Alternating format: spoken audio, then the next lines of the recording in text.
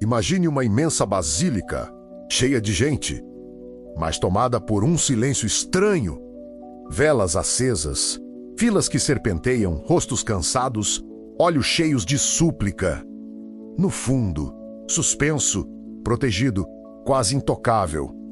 Um tecido antigo, simples, grosseiro, que deveria ter apodrecido há séculos e, nesse tecido, uma mulher, ela não fala, não se mexe, não brilha com luz artificial. Mas quem fica ali, alguns minutos em silêncio, sente que está diante de algo que não pertence só a este mundo. O olhar dela não está erguido em orgulho, está levemente inclinado, como quem se abaixa para ouvir. O rosto é de uma jovem indígena, mas ao mesmo tempo carrega uma dignidade real. Sobre a cabeça, um manto atulê salpicado de estrelas. Atrás dela, um brilho como o do sol. Debaixo de seus pés, a lua. E no meio daquela multidão, está você. Se você estivesse ali, agora, olhando para Tilma de Juan Diego, talvez se perguntasse em silêncio: e se isso não fosse só uma imagem bonita? E se fosse um sinal? Um aviso? Uma mensagem do céu codificada para o nosso tempo? Esse pensamento é mais perturbador do que parece. Porque, se Nossa Senhora de Guadalupe é apenas uma obra de arte, uma devoção regional, um símbolo cultural, você pode ir embora tranquilo. Mas, se for um sinal verdadeiro de Deus, então alguma coisa na sua vida precisa mudar.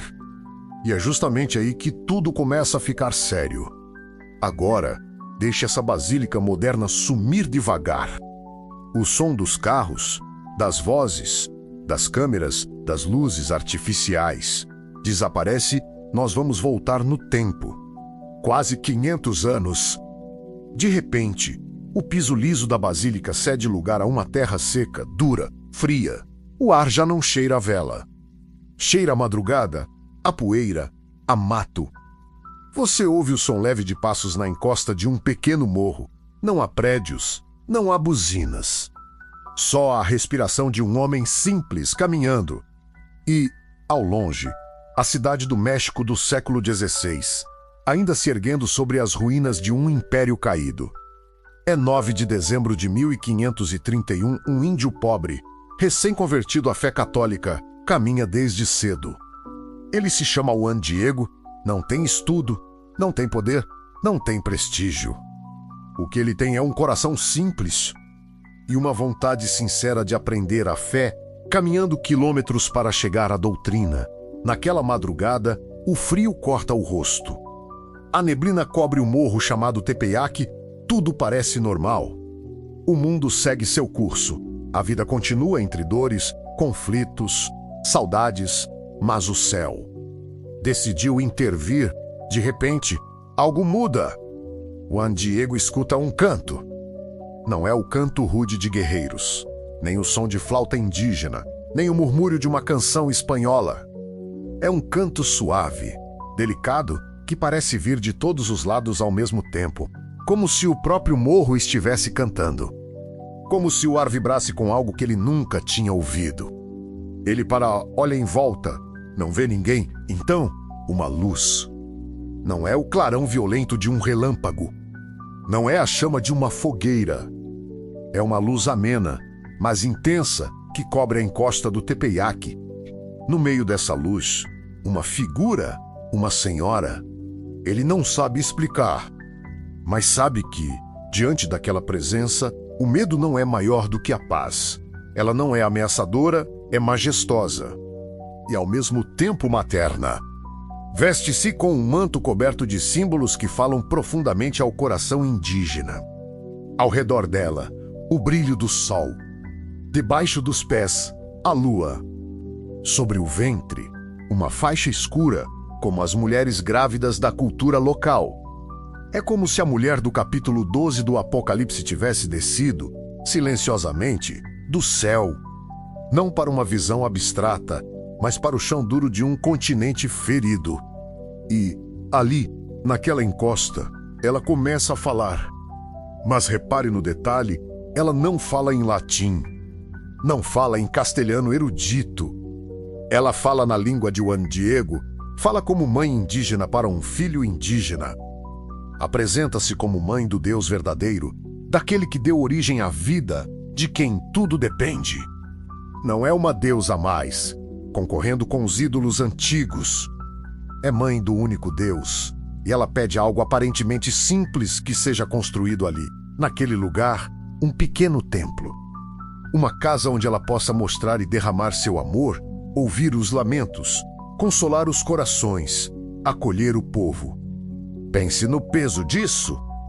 Enquanto muitos enxergavam naquele povo apenas derrotados, pagãos, vencidos, Nossa Senhora se apresenta como mãe, enquanto a espada tinha derrubado templos pagãos. Ela vem pedir um santuário, não para ela mesma, mas para conduzir os corações ao filho. Mas por que justamente ali? Por que naquele momento da história? Por que usando uma imagem tão carregada de símbolos, de sol, lua, estrelas, flores? É aqui que a coisa começa a ganhar um clima quase profético. O México daquela época é um campo de batalha espiritual. De um lado, um povo que durante séculos ofereceu sacrifícios humanos a deuses sanguinários. Do outro, um império conquistador, muitas vezes cruel, trazendo a fé verdadeira, mas misturada à violência, abusos, injustiças. No meio desse caos, parecia que Deus estava calado, mas então aparece uma mulher. E o modo como ela entra na história é tão delicado, tão preciso, tão carregado de sinais, que a pergunta se impõe: será que a aparição de Guadalupe não é, também, uma leitura do céu sobre aquele momento, um juízo de Deus sobre os ídolos antigos, e um apelo, ao mesmo tempo, à conversão dos novos senhores da terra? Talvez você nunca tenha pensado assim. Talvez Guadalupe sempre tenha sido, para você, só uma imagem bonita na internet, um título mariano entre tantos, uma devoção mexicana. Mas os detalhes dessa aparição começam a nos incomodar quando olhamos mais de perto. Por que uma tilma de fibra frágil, que deveria ter durado poucas décadas, resiste por séculos? Por que, naquele tecido, aparece uma mulher que reúne em si símbolos compreensíveis tanto para indígenas quanto para cristãos? Por que, logo depois disso, um povo inteiro, em poucos anos, passa massivamente ao batismo, abandonando os sacrifícios humanos? Se isso não é um sinal, o que mais poderia ser? E aqui entra um ponto decisivo: a Igreja não trata Guadalupe como uma curiosidade folclórica. Ela a reconhece oficialmente como uma aparição digna de fé, coloca sua festa no calendário. Invoca Nossa Senhora de Guadalupe como padroeira das Américas. Ou seja, não estamos lidando com superstição popular solta, mas com algo que a própria Igreja, prudente e lenta, acolheu como autêntico. E se, por trás daquela imagem silenciosa, houvesse, de fato, um aviso para o nosso tempo? Pense comigo. Em 1531, a mulher vestida de sol aparece num continente onde inocentes eram mortos em altares de pedra, com o coração arrancado para aplacar deuses falsos. Hoje, vivemos em um mundo onde milhões de inocentes também morrem, silenciosamente, dentro de clínicas, dentro de leis, dentro de sistemas frios. O altar mudou de forma. O sacrifício mudou de nome, mas o sangue ainda corre. Será que a mãe que veio dizer, naquela época, basta de sacrifícios humanos, não está repetindo o mesmo hoje para nós? É por isso que olhar para Guadalupe com olhos de fé é perigoso.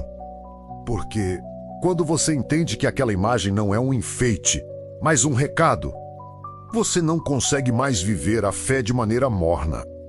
E talvez seja exatamente isso que Deus quer de você agora. Se você sente que precisa mergulhar mais fundo nessas intervenções de Nossa Senhora na história, não de forma sensacionalista, mas com fé e sob a luz da Igreja, aproveita e já se inscreve neste canal. Aqui, nós vamos juntos decifrando, passo a passo, esses sinais silenciosos de Deus Guadalupe, Fátima, Lourdes e tantas outras aparições aprovadas. Porque o céu não fala à toa. E, se fala, é porque quer nos salvar. Agora, volta à cena. Juan Diego está ali diante daquela senhora luminosa, ouvindo tudo isso. Ele não é teólogo, não é padre, não é bispo. É um homem simples, que precisa acreditar que o próprio céu o escolheu como mensageiro. Nossa Senhora pede que ele vá ao bispo e transmita aquilo que ouviu. Ele, tremendo por dentro, mas tocado por uma paz profunda, aceita. É bonito perceber isso. Deus não envia anjos com trombetas ao palácio. Não aparece em visões grandiosas ao imperador ou aos conquistadores. Escolhe um homem pobre, camponês, desconhecido, para ser portador de uma mensagem que vai mudar um continente. Mas o que o bispo vai fazer com esse relato? Como reagir diante de um índio que diz ter visto a Mãe de Deus no alto de um morro? E, mais ainda, que prova o céu vai oferecer para confirmar essa aparição e calar as dúvidas? O próximo passo de Guadalupe vai responder exatamente a isso. E o sinal que virá, até hoje desafia a lógica e a ciência.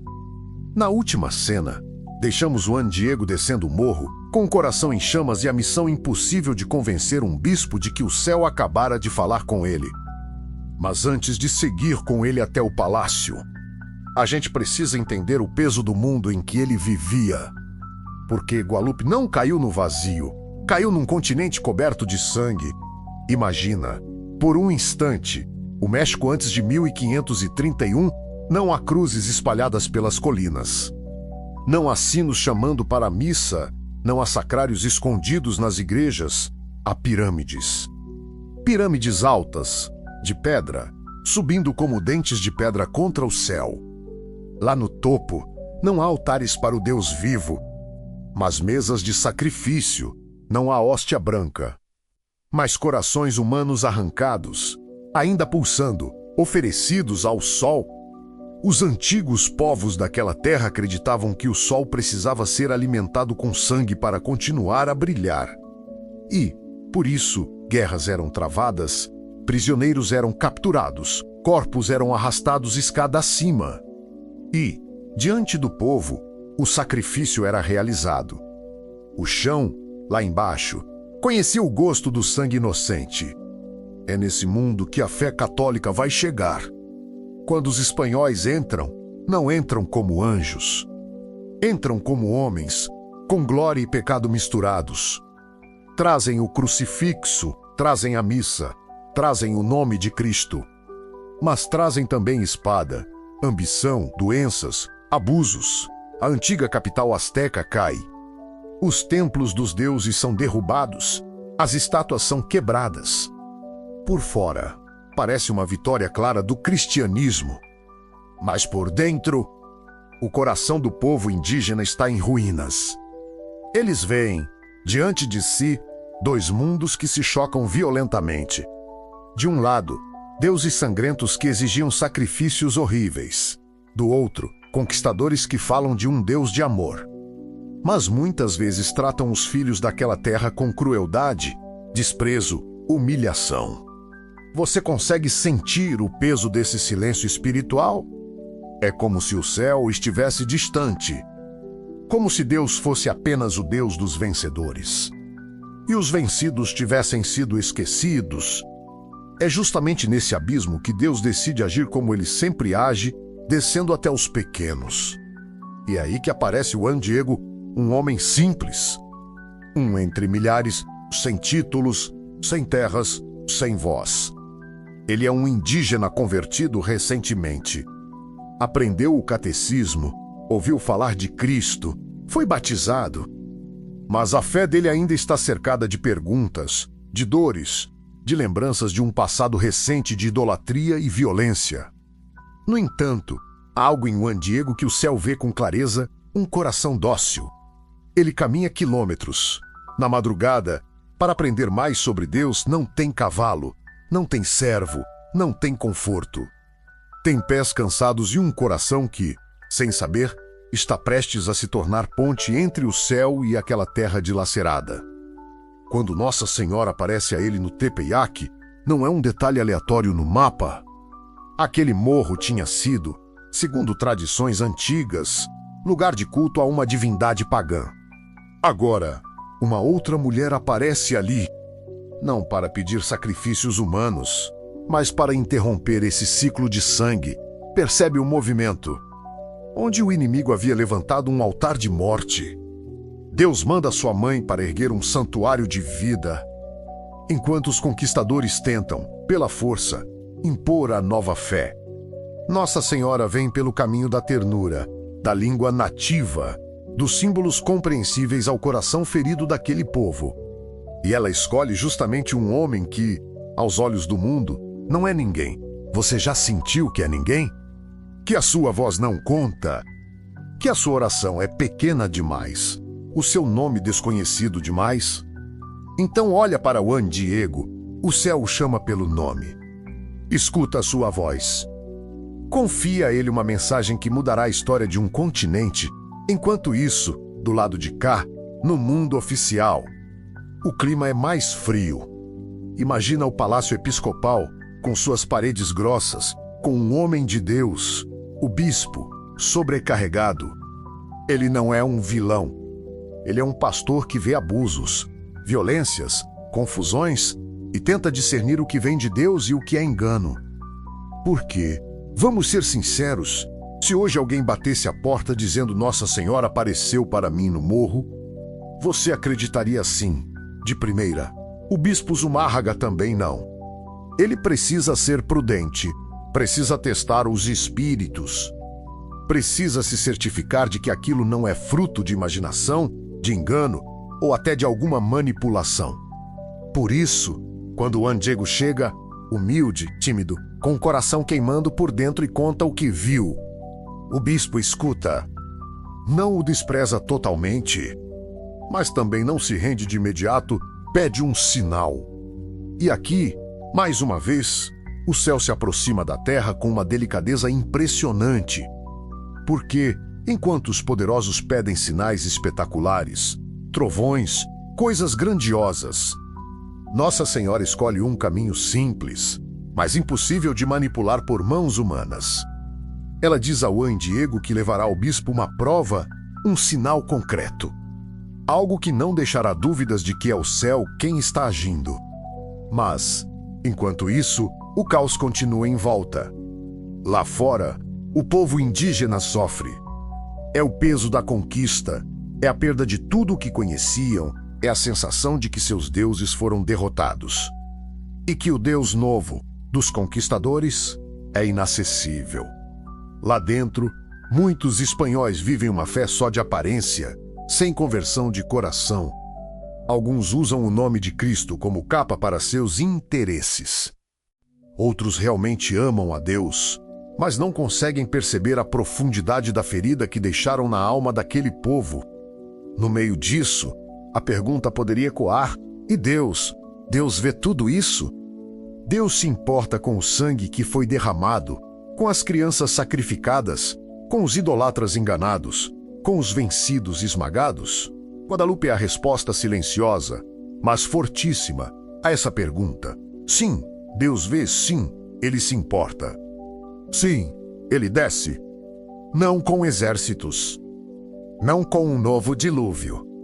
Ele desce com uma mãe que fala na língua dos pobres, que assume traços do rosto indígena, que traz no ventre aquele que é o único sacrifício capaz de salvar o mundo inteiro.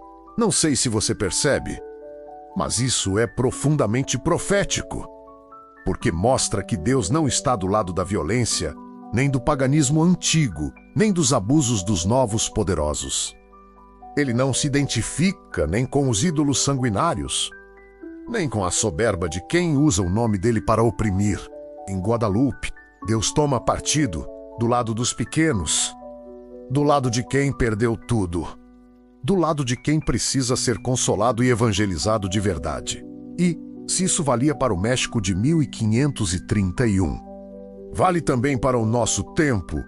Hoje, também, há povos esmagados, culturas feridas, famílias destruídas, jovens enganados por falsos deuses. Hoje, também, muita gente olha para a igreja e só vê escândalos e manchas humanas. E se pergunta: será que Deus se esqueceu de nós? Guadalupe responde: não, Ele envia a mãe, É por isso que essa aparição não é apenas bonita. Ela é um documento vivo da misericórdia de Deus em meio a um cenário quase apocalíptico.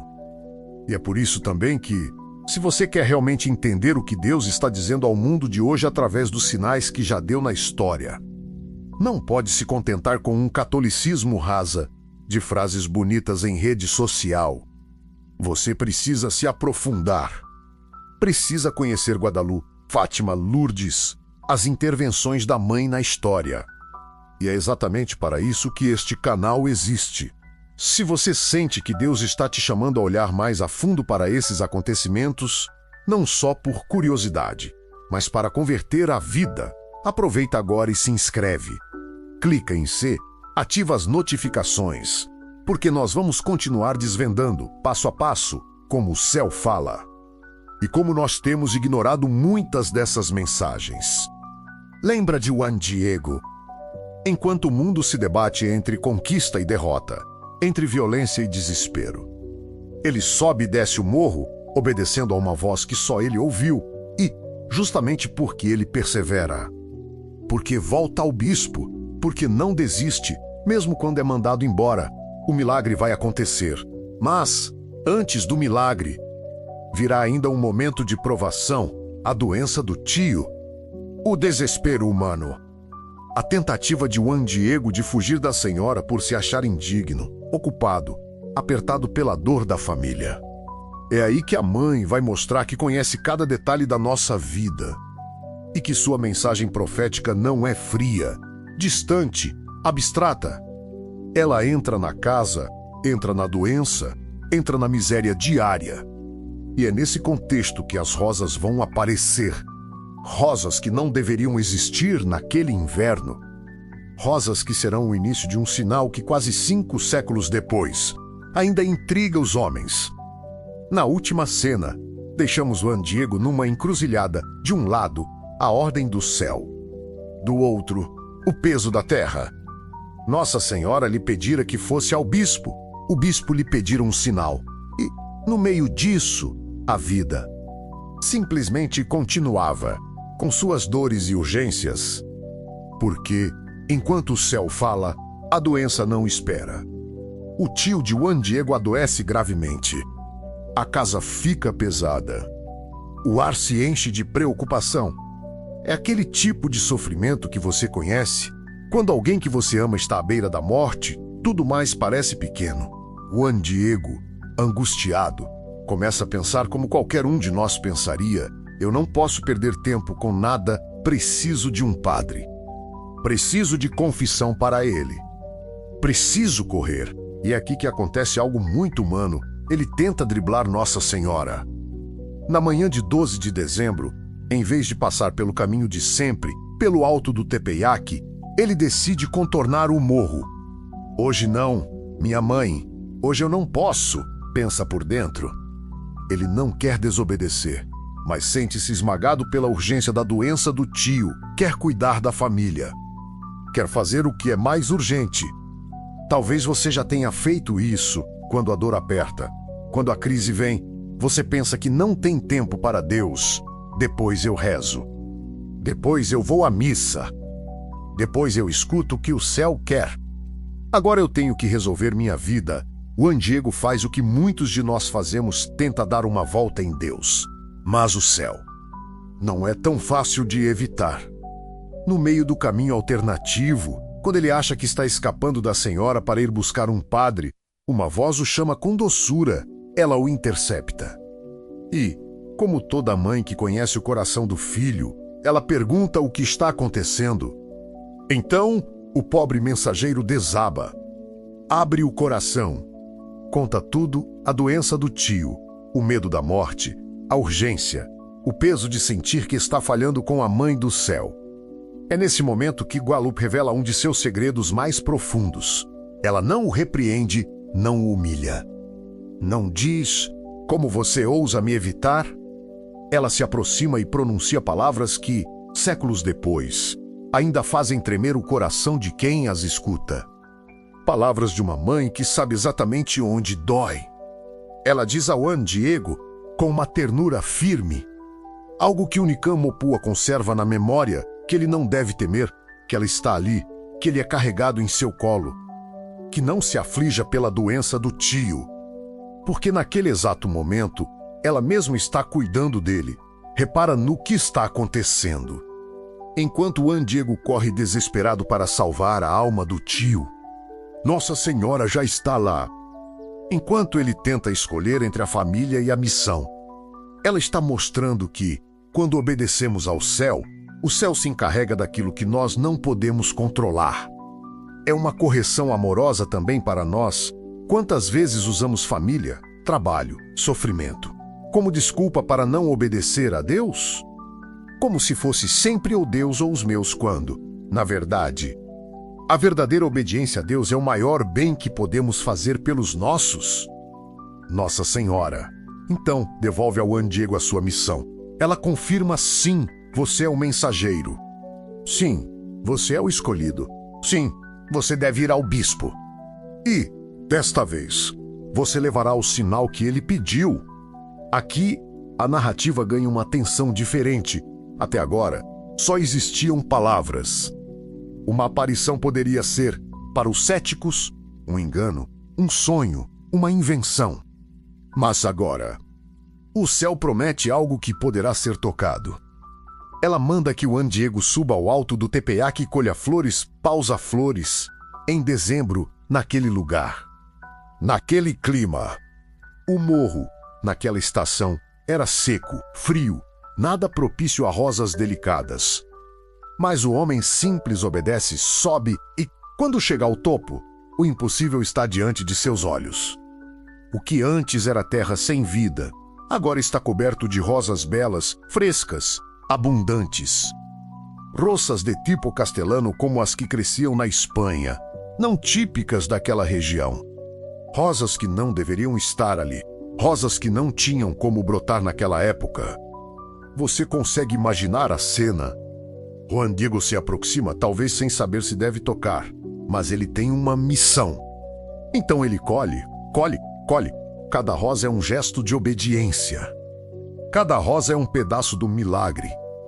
Cada rosa é um tapa silencioso na lógica naturalista que tenta dizer: Deus não interfere na história. Nossa Senhora o espera mais abaixo. Quando ele volta, com as mãos cheias, ela mesma toca as flores, arruma-as, compõe o buquê vivo. Depois, faz algo muito significativo. Ela manda que ele as leve ao bispo. Dentro do seu manto, a sua tilma. A tilma de Juan Diego não é um tecido caro. É rude, pobre, feito de fibras de agave. É roupa de camponês. É o oposto de um manto real. Mas será justamente nessa pobreza de tecido que o céu vai imprimir o seu sinal. Imagina Juan Diego descendo o morro agora com um peso diferente. Não é mais o peso da dúvida. É o peso de um milagre guardado contra o peito. Ele sabe que, se o bispo ver aquelas rosas impossíveis, algo vai mudar. No caminho, talvez o medo volte e se rirem de mim. E se disserem que eu inventei isso? E se mesmo assim não acreditarem? Talvez você já tenha sentido esse medo quando precisa testemunhar algo que Deus fez na sua vida. Vão dizer que é exagero, que é coincidência, que é emoção. Juan Diego vai ao encontro exatamente desse olhar desconfiado do mundo. Ele chega ao palácio. Insiste em ser recebido. Alguns servos, provavelmente, tentam afastá-lo. Mas a insistência humilde acaba abrindo o caminho. E lá está o bispo.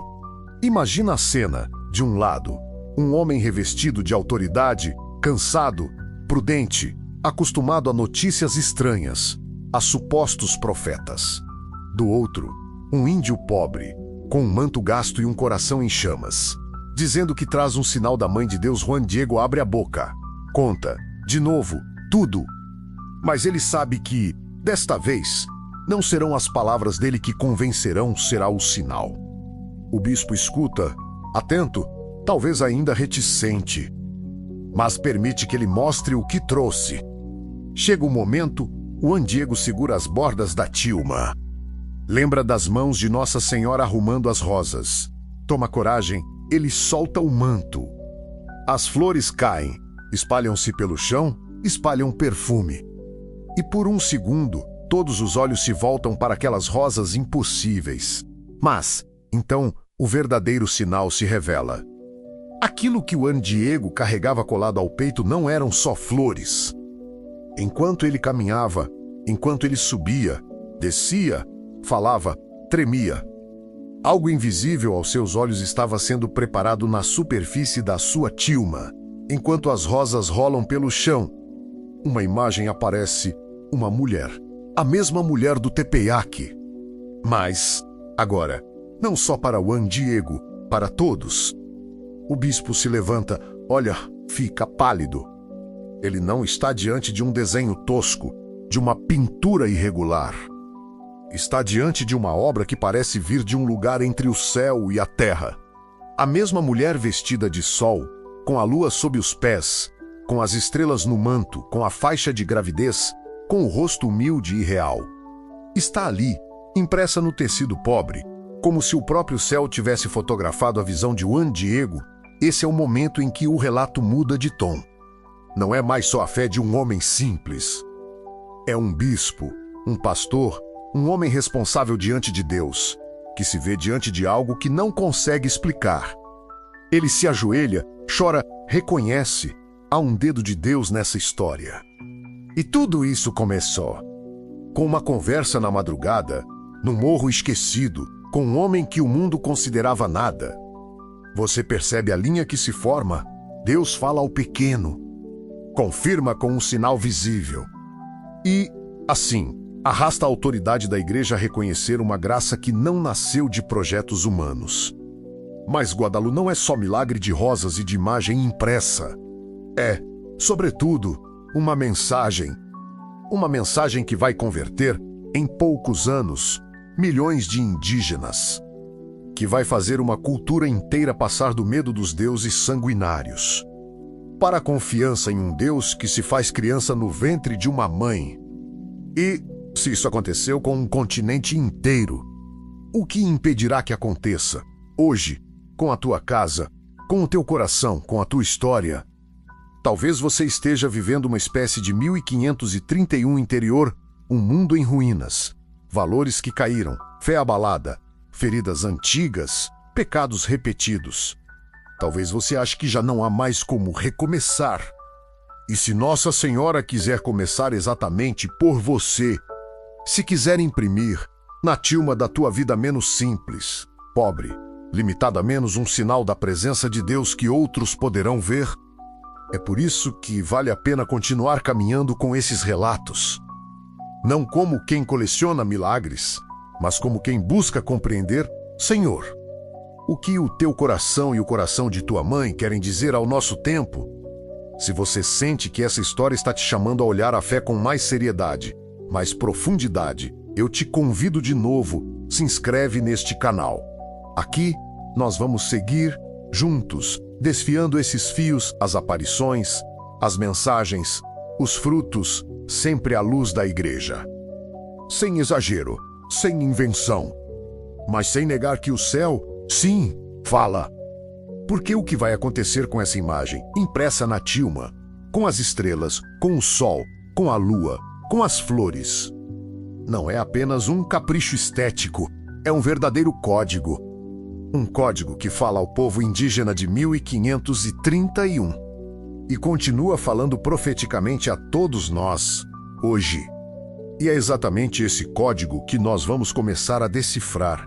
A cena do palácio ainda ecoa. O bispo ajoelhado, os olhos marejados, a tilma estendida e, nela, a imagem de uma mulher que não envelhece. Mas o que, exatamente, essa imagem diz? Porque o milagre não termina no espanto do primeiro olhar, na verdade. Ele começa ali.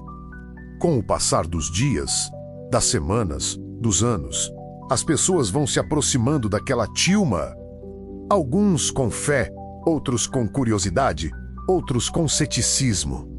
E, quanto mais olham, mais percebem que nada ali é por acaso. Guadalupe é uma mensagem em forma de imagem. Um código. E é esse código que nós vamos começar a decifrar agora. Imagina que você se aproxima da tilma, devagar. Esquece, por um instante, tudo o que você já viu em medalhas, santinhos, quadros. Finge que é a primeira vez. Você está diante de um tecido grosseiro, de fibra vegetal que, por natureza, deveria ter se desfeito em poucas décadas. No entanto, ali está, inteiro, firme, atravessando os séculos, no centro, a mulher. Ela não está sentada num trono. Não está em pose de soberana distante. Ela está de pé, ligeiramente inclinada, como quem reza, como quem escuta. As mãos juntas, em atitude de oração, mas repare no fundo. Atrás dela, um brilho intenso, como um sol estourando. Ela está cercada de luz, envolta em claridade. O corpo dela se destaca sobre esse fundo dourado, como se fosse exatamente aquilo que o Apocalipse descreve, uma mulher vestida de sol. Aos pés dela, um crescente escuro, uma lua. Não uma lua suave, romântica, mas uma lua sob os pés, como se aquilo que muitos povos adoravam como divindade tivesse sido rebaixado à posição de banquinho. No contexto indígena, sol e lua não eram apenas astros. Eram divindades, forças, deuses. E o que a Tilma mostra? Que essa mulher não é mais uma deusa no panteão. Ela está acima do sol e da lua, acima dos deuses antigos, mas não como deusa rival, e sim como serva do verdadeiro Deus. É forte demais para ser coincidência. Agora, levanta o olhar para a cabeça dela. Você vê um manto azedo cobrindo seus cabelos.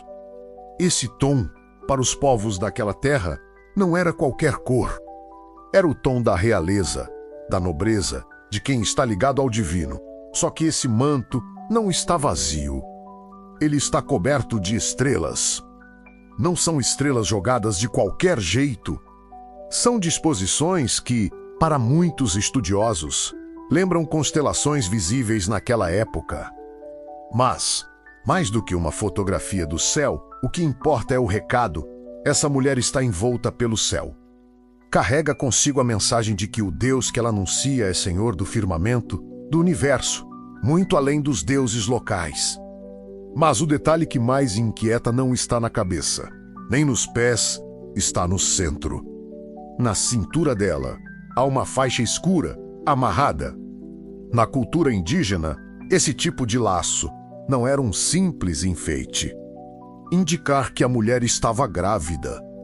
Isso muda tudo, porque, se ela está grávida, quem é que ela traz no ventre? Ela não aponta para si. Não se apresenta como deusa. Tudo na imagem converge para alguém que não aparece. Mas é o núcleo de tudo, Jesus. É como se a Tilma gritasse em silêncio: eu não venho pedir sacrifícios humanos. Eu venho trazer o sacrifício. Eu trago dentro de mim aquele que é o Filho do Deus vivo, um Deus que não exige que você derrame o sangue dos outros, porque ele mesmo decidiu derramar o próprio sangue por você. Mais abaixo, sobre o ventre, quase na altura do coração da imagem, há um desenho peculiar. Uma flor de 4 pétalas, muito diferente das outras que decoram a túnica. Na simbologia dos povos daquela região, essa flor especial apontava para o centro, para aquilo que está acima de tudo, para o único. Colocada justamente ali, no lugar onde estaria o coração da criança no ventre. É como se dissesse, na linguagem dos indígenas, aqui está o Deus único. Aqui está o centro. Aqui está aquele que tudo sustenta. Percebe? Não é um quadro bonitinho. É catequese em forma de cores, luzes e símbolos. Agora, desce os olhos até os pés. Além da lua, você vê uma pequena figura, como um anjo, sustentando a senhora, segurando o manto e a túnica. Não é um cupido qualquer. É um sinal de que essa mulher está entre o céu e a terra. Ela não é apenas uma criatura terrestre. Está ligada ao céu. Mas também não é simplesmente divina. É serva, carrega, aponta para outro. Para os indígenas, ver uma figura assim, acima do sol, acima da lua, envolta em estrelas, trajando cores de realeza grávida. Era ouvir sem palavras. Os antigos deuses caíram. Existe um único Deus verdadeiro, e ele vem até vocês. Não com espada, mas com um coração. É por isso que, depois de Guadalupe, aquilo que os missionários não conseguiam fazer só com palavras começa a acontecer em massa. Em poucos anos, milhões de indígenas são batizados. Multidões se aproximam, não à força, mas por atração. Eles veem, naquela imagem, respostas para perguntas que carregavam no silêncio: quem é o verdadeiro Deus? Ele se importa comigo? Meu povo está condenado a ser sempre escravo. Existe um lugar em que a dor e o sangue parem de gritar? Nossa Senhora, em silêncio, responde com o manto, mas isso não para por aí. Com o passar do tempo, outros detalhes vão chamando a atenção. Os traços do rosto não são de uma europeia, nem totalmente de uma indígena. É um rosto mestiço, um rosto que parece abraçar as duas culturas. Ela não toma partido de um povo contra o outro. Ela se coloca no meio, como mãe que quer reconciliar, sarar feridas, converter opressores e oprimidos. Para a igreja, isso é profundamente profético. É como se Guadalupe dissesse: nem o paganismo antigo, nem o abuso dos novos poderosos. Eu venho trazer o meu filho. Ele corrige, julga, salva, purifica os dois lados. Mais recentemente, com o avanço da tecnologia, muitas pessoas começaram a estudar a tilma com instrumentos modernos. Análises de pigmentos, de fibras, de detalhes microscópicos. Algumas pesquisas sugerem que, nos olhos da imagem, haveria reflexos minúsculos. Como se ali estivessem gravadas figuras humanas, o bispo, o Diego, outros presentes. A igreja, com sabedoria, não transforma isso em dogma. Mas, mesmo que você ponha de lado essas hipóteses, o essencial permanece: o tecido não se comporta como qualquer tecido. Os pigmentos não se comportam como qualquer tinta. A imagem, exposta por séculos à fumaça, luz, toques, continua ali. É como se o céu tivesse deixado, nesse pedaço de pano, um recado objetivo para um mundo incrédulo: eu existo. Eu ajo, eu vejo. Eu não abandonei vocês, mas talvez o aspecto mais profético de Guadalupe não esteja nem na sua origem, nem na sua conservação. Esteja no contraste entre o que ela interrompeu e o que nós estamos retomando. Pensa comigo. Antes de Guadalupe, altares de pedra recebiam o sangue de crianças, de jovens, de prisioneiros. Depois de Guadalupe, esse ciclo de sacrifícios humanos vai sendo desmontado. O povo, antes acostumado a matar para acalmar os deuses, começa a aprender que existe um único sacrifício que basta: o de Cristo na cruz. Tornado presente na missa, Guadalupe marca, de algum modo, o fim público de sacrifícios humanos naquela cultura. Agora olha para o nosso tempo. Hoje, nós nos orgulhamos de ser civilizados. Temos hospitais, tecnologia, leis, direitos humanos. E, no entanto, milhões de inocentes continuam a ser mortos, silenciosamente, no ventre das próprias mães, em nome do progresso, da liberdade, da qualidade de vida. Outras tantas vidas são descartadas por serem fracas, idosas, improdutivas. Mudamos os altares, mudamos os discursos, mas continuamos oferecendo filhos à cultura de morte. E aqui, de repente, Guadalupe deixa de ser apenas um milagre antigo e se torna um espelho incômodo. Será que nós somos tão diferentes assim dos povos que arrancavam corações nas pirâmides? Ou apenas sofisticamos os instrumentos e anestesiamos a consciência? Quando você olha para Nossa Senhora de Guadalupe, grávida, com a mão sobre o ventre, trazendo o Filho de Deus, ela te obriga a responder uma pergunta: você está do lado da vida ou do lado da morte? Talvez seja por isso que, em tantos lugares, justamente onde a cultura da morte avança, a devoção a Nossa Senhora de Guadalupe também cresce. É como se Deus estivesse dizendo, mais uma vez: Ao mundo eu vos dou um sinal. Uma mulher vestida de sol. Ela traz no ventre a vida. Quem acolhe essa vida? Acolhe a salvação quem a rejeita. Escolhe as trevas, se isso é verdade. Então Guadalupe não pertence ao passado. Ela é mensagem viva para a nossa geração. Se você sente que não dá mais para olhar para essa imagem como se fosse apenas decoração, se algo dentro de você está dizendo, eu preciso levar isso a sério, não ignora esse toque. E se você quer continuar nesse caminho de decifrar, com calma, com fidelidade à igreja, não só Guadalupe, mas os outros sinais que o céu já nos deu, lembra de se inscrever neste canal.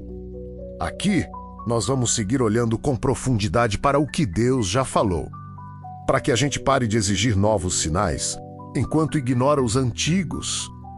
Porque o próximo passo da nossa jornada vai ser justamente esse, colocar Guadalupe frente a frente com o mundo de hoje, com as suas guerras, com o aborto, com a apostasia, com o medo do fim dos tempos, e perguntar o que a mulher vestida de sol do TPA que ainda está dizendo a nós, que vivemos à beira de tantos precipícios. Até aqui, nós olhamos para Guadalupe quase como quem contempla um quadro misterioso. Vimos o milagre da tilma, as rosas impossíveis, a imagem que não envelhece, os símbolos espalhados pelo manto, mas agora é hora de dar um passo a mais. É hora de perguntar o que tudo isso diz à igreja. O que tudo isso revela sobre o próprio plano de Deus na história? Porque, se Nossa Senhora de Guadalupe é um simples milagre local, nós podemos admirar e seguir nossa vida. Mas se ela é um sinal profético inscrito no tempo, então a igreja inteira é chamada a escutar. Comecemos pelo óbvio, que, muitas vezes, a gente esquece. Guadalupe não nasceu do nada. Ela é, antes de tudo, um eco da própria Escritura. Quando você olha para aquela mulher vestida de sol, com a lua sob os pés, coroada pelas estrelas, não está inventando nada ao lembrar do capítulo 12 do Apocalipse. A própria igreja, ao ler esse trecho, sempre enxergou ali, ao mesmo tempo, a imagem da igreja e a imagem de Maria, a mulher que gera Cristo para o mundo, perseguida pelo dragão, mas protegida por Deus. Guadalupe pega essa página da Bíblia e a coloca diante dos olhos, em forma de imagem. É como se o céu dissesse aquilo que foi escrito como visão. Agora vocês podem ver em um pedaço de pano. Só que, no Apocalipse, essa mulher aparece numa cena de batalha. Ela é sinal no céu, diante de um dragão furioso que quer devorar o filho, a luta, perseguição, ódio contra a descendência dela. Agora pensa no contexto de 1531, um continente recém-conquistado. Um povo esmagado, uma igreja ainda pequena, cercada de abusos, incompreensões, sincretismos, dor. É um campo perfeito para o inimigo semear desespero, ressentimento, confusão, e Deus faz o quê? Ergue, no céu desse continente ferido, um sinal, uma mulher. Não uma mulher qualquer. Uma mulher grávida, que traz no ventre aquele que é Rei dos Reis e Senhor dos Senhores. Uma mulher que pisa símbolos de deuses falsos. Uma mulher que se coloca entre o céu e a terra como ponte, não como barreira. É quase como se o Apocalipse tivesse ganhado o endereço Tepeyac. Isso não significa que Guadalupe é uma nova Bíblia, nem que acrescenta doutrinas. Significa que Deus, na sua pedagogia, às vezes traduz em imagem aquilo que já havia dito em palavras. E, quando ele faz isso, não é para enfeitar a história. É para chamar a conversão. Olha para os frutos. Depois de Guadalupe, a evangelização que parecia travada explode. Missionários, que antes falavam e não eram entendidos, agora pregam com a imagem na mão. E o povo compreende. Os antigos sacrifícios humanos vão desaparecendo. As confissões se multiplicam. Batismos em massa acontecem. Filhos de uma cultura inteira começam a descobrir que existe um Deus que não exige o sangue deles, mas que deu o próprio sangue por eles. Isso é ou não é um cumprimento? Na prática, de uma promessa que atravessa toda a Bíblia. A promessa de que Deus não abandonaria os povos nas trevas, que, em Cristo, todos os povos seriam reunidos, que, pela Igreja, a luz do Evangelho chegaria até os confins da terra. Guadalupe é como uma virada de página na história da evangelização das Américas. Não é à toa que, séculos depois, a Igreja chamará Maria de Guadalupe de estrela da evangelização do Novo Mundo. Uma estrela não é a luz principal, mas aponta para um sol que vem, nesse caso, o sol da justiça, Cristo, mas agora. Traz isso para o nível espiritual mais profundo. Quando Deus permite um sinal como esse, Ele está só contando uma história bonita? Ou está mostrando que, na batalha entre luz e trevas, Ele mesmo toma a iniciativa? Repara como o enredo se repete no Apocalipse, a mulher e o dragão. Na cruz, Cristo e Satanás. Na história, a Igreja e o espírito do mundo. Em Guadalupe, a mãe e uma cultura de morte que oferecia filhos aos ídolos. Sempre a mesma estrutura, o mal parece gigantesco, organizado, violento. Deus responde com algo pequeno, frágil, aparentemente desproporcional, uma mulher, um índio, uma tilma, rosas no inverno e, no entanto, é isso que derruba altares antigos. Você já percebeu como Deus ama agir assim? Como Ele confunde os fortes com aquilo que parece fraco? Isso diz muito para a Igreja de hoje. Porque, se você olha para o mundo moderno, para a avalanche de pecados, leis injustas, ideologias, perseguições, crises internas, escândalos, pode ter a impressão de que acabou, de que o dragão venceu. Mas então você lembra, Deus já respondeu uma vez a um cenário de colapso com um simples sinal, uma mulher num manto de pano. Por que Ele não poderia, hoje, continuar agindo de maneiras humildes, escondidas, silenciosas e, ao mesmo tempo, decisivas? Guadalupe nos obriga a corrigir uma tentação muito moderna, querer sinais estrondosos. Apocalipse cinematográficos, guerras espetaculares, astros caindo do céu. Quando Deus, muitas vezes, fala através de uma imagem antiga, já dada, já aprovada, já ignorada por muitos. Talvez o problema não seja a falta de sinais. Talvez o problema seja cegueira. Cegueira que faz o mundo pedir sempre algo mais chocante, enquanto despreza os sinais que já foram dados. Você quer um exemplo? Muita gente hoje se deixa fascinar por supostas novas mensagens, novas aparições, novos videntes que a Igreja nem reconheceu. E esquece que existem aparições como Guadalupe, Fátima, Lourdes, que já foram discernidas, aprovadas, acolhidas e, ainda assim, não são levadas a sério. É como se quiséssemos, o tempo todo, que Deus falasse, mas não quiséssemos ouvir o que Ele já falou. Guadalupe, nesse sentido, é um teste para o nosso coração. Nós acreditamos mesmo que Deus falou ali? Que aquela imagem é um recado sério? Ou tratamos tudo como lenda devota, algo bonito para o povo simples e nada mais? A resposta a essa pergunta não é intelectual, ela aparece na vida.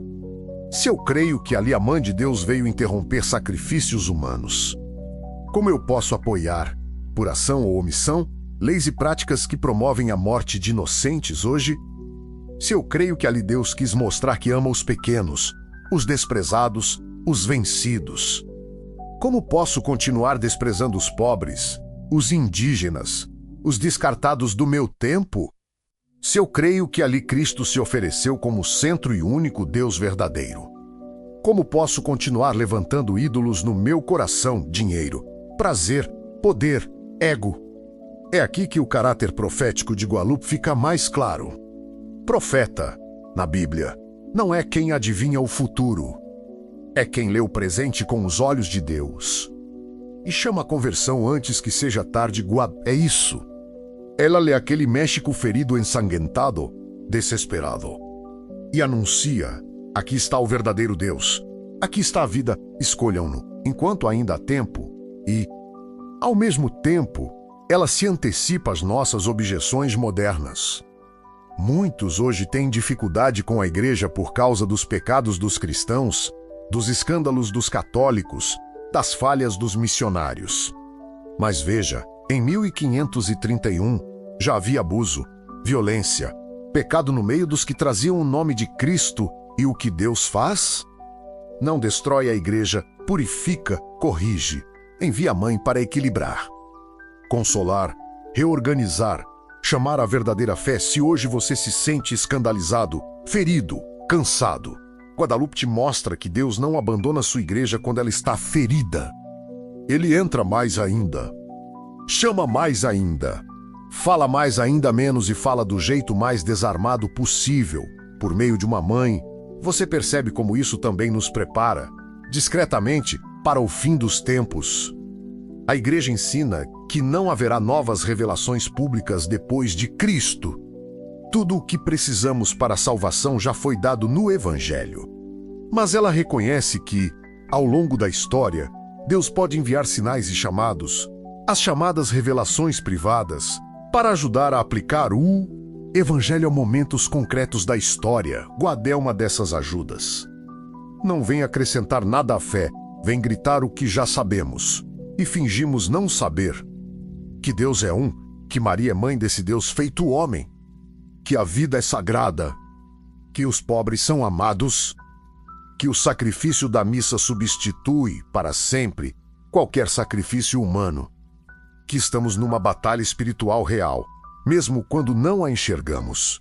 E, se tudo isso é verdade, então ignorar Guadé, de certo modo, recusar um socorro de Deus, talvez você sinta, ouvindo tudo isso, que sempre tratou essa devoção como algo distante, regional, das Américas, dos mexicanos e nada mais. Mas hoje, o céu te faz uma pergunta simples e direta. Você vai continuar olhando para essa mulher vestida de sol como se fosse apenas arte? Ou vai jagar como sinal do meu cuidado, da minha paciência, do meu chamado urgente à conversão? Se, lá no fundo, você sente que Deus está te cutucando, pedindo que leve isso a sério, que aprofunde, que conheça melhor, não empurre isso para depois. Aproveita esse movimento interior. E, se você quer continuar mergulhando em Guadalupe e em outros grandes sinais que a igreja reconheceu, se inscreve neste canal. Aqui, a gente não brinca com aparições, não inventa profecias, não usa medo apocalíptico como espetáculo. Nós nos ajoelhamos diante do que Deus já fez, já falou, já mostrou, e perguntamos: Senhor, que queres de nós agora? Porque o último passo dessa jornada com Nossa Senhora de Guadalupe ainda falta trazer tudo isso para dentro da sua vida concreta. O que significa para você, hoje, nesta semana, nesta casa, neste trabalho, falar: eu acolho Guadalupe como sinal. Eu quero viver como filho dessa mãe. Eu quero me posicionar de verdade, do lado da luz, em meio às trevas do meu tempo, depois de tudo que vimos. Da madrugada no Tepeyac, do índio simples escolhido como mensageiro, das rosas impossíveis no inverno, da tilma aberta diante do bispo, do código de sol, lua e estrelas. Falta a parte mais séria. Não é entender Guadalupe, é deixar Guadalupe te converter. Porque, se Nossa Senhora de Guadalupe é realmente o que a igreja reconhece, um sinal do céu, um gesto concreto de Deus na história, um chamado materno à conversão, então isso não pode ficar só na nossa curiosidade espiritual. Agora não é mais o Diego que está diante da mãe, é você. Imagina de novo a basílica. Multidão indo e vindo, barulho de passos, luzes, celulares, gente distraída. Mas, por um instante, tudo parece ficar mais silencioso ao seu redor. Você entra na esteira que passa diante da tilma. O tecido antigo se aproxima. Você vê o rosto sereno, os olhos baixos, a cabeça inclinada. Vê o manto atulo cheio de estrelas. Vê a faixa de gravidez. Vê a lua sob os pés desta vez. Porém, não é você quem observa uma imagem. É como se uma mãe viva, no céu, estivesse olhando para você através daquele tecido.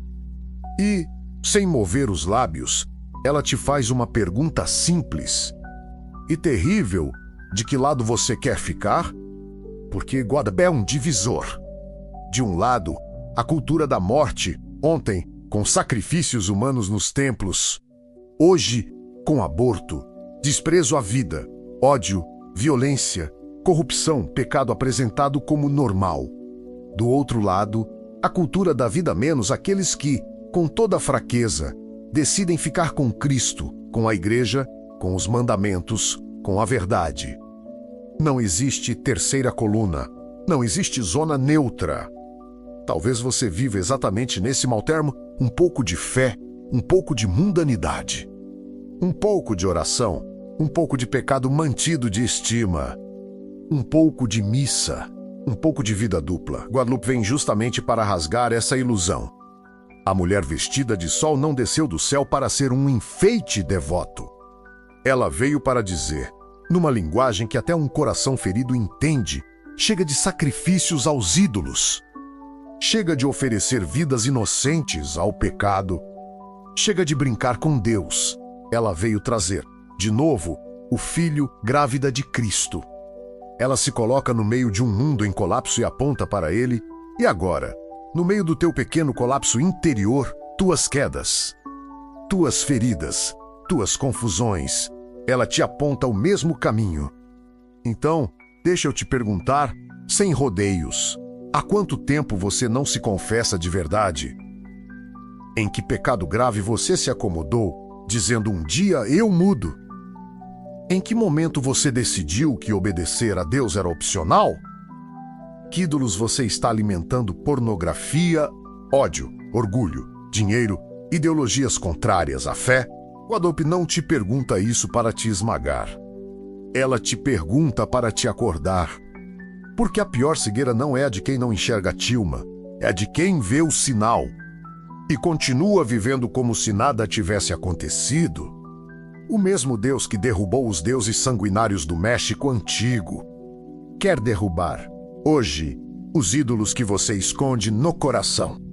E ele escolheu de novo o mesmo caminho, não trovoadas, não raios, não espetáculos. Escolheu uma mãe que fala baixo, mas fala sério. Se, ouvindo tudo isso, você sente um incômodo, um aperto, uma vontade de colocar a vida em ordem, não fuja. Esse incômodo é graça. Transforma isso em decisão concreta. Decidir voltar à confissão. Decidir levar a missa dominical a sério. Decidir defender a vida, ainda que seja só com a sua consciência e seu voto. Decidir estudar a fé católica para não ser engolido por qualquer discurso bonito. Guadalupe não substitui o Evangelho. Ela te empurra para viver o Evangelho. E se você quer continuar sendo lembrado disso, sendo provocado por essas histórias de intervenção de Deus na história, eu te faço um pedido bem direto: inscreva-se neste canal. Não como gesto vazio, mas como um pequeno ato concreto. Eu quero caminhar com a igreja. Eu quero ser lembrado da seriedade da fé. Eu não quero ser mais um católico distraído agora. Antes de terminar, vamos fazer aquilo que a própria igreja nos ensina a fazer: rezar com as palavras da igreja. Em vez de inventar fórmulas, vamos tomar nas mãos uma oração oficial, ensinada por um Papa Santo, São João Paulo II, dirigida a Nossa Senhora de Guadalupe. Se você puder, feche os olhos. Coloque-se espiritualmente diante da tilma. Deixa a tua voz se unir à voz da igreja inteira. Reza assim, com atenção, ó Virgem Imaculada. Mãe do verdadeiro Deus e Mãe da Igreja, vós que, deste lugar, manifestais a vossa clemência e a vossa compaixão a todos os que imploram o vosso amparo. Escutai a oração que, com filial confiança, vos dirigimos e aprazé ao vosso Filho Jesus, único Redentor nosso. Mãe de misericórdia, mestra do sacrifício escondido e silencioso, a vós que vindes ao encontro de nós, pecadores. Consagramos neste dia todo o nosso ser e todo o nosso amor. Consagramos também a vós a nossa vida, os nossos trabalhos, as nossas alegrias, as nossas doenças e os nossos sofrimentos. Dai a paz, a justiça e a prosperidade aos nossos povos. Pois tudo o que temos e somos confiamos ao vosso cuidado, Mãe e Senhora nossa. Queremos ser totalmente vossos e, convosco, percorrer o caminho de uma fidelidade plena a Jesus Cristo na sua igreja. Não nos deixeis jamais tépras da vossa mão amorosa. Virgem de Guadalupe, Mãe das Américas, pedimos-vos por todos os bispos, para que conduzam os fiéis por veredas de intensa vida cristã, de amor e de humilde serviço a Deus e às almas. Olhai para esta imensa seara e intercedei para que o Senhor infunda a fome de santidade em todo o povo de Deus e conceda abundantes vocações de sacerdotes e religiosos, fortes na fé e zelosos dispensadores dos mistérios de Deus. Concedei aos nossos lares a graça de amar e respeitar a vida nascente, com o mesmo amor com que concebestes em vosso seio a vida do Filho de Deus. Virgem Santa Maria, Mãe do amor formoso, protegei as nossas famílias, para que estejam sempre muito unidas, e abençoai a educação dos nossos filhos. Esperança nossa, olhai-nos com compaixão sanis a ir continuamente para Jesus e, se cairmos, ajudai-nos a levantar-nos de novo, por meio da confissão dos nossos pecados no sacramento da penitência. Nossa Senhora de Guadalupe, rogai por nós.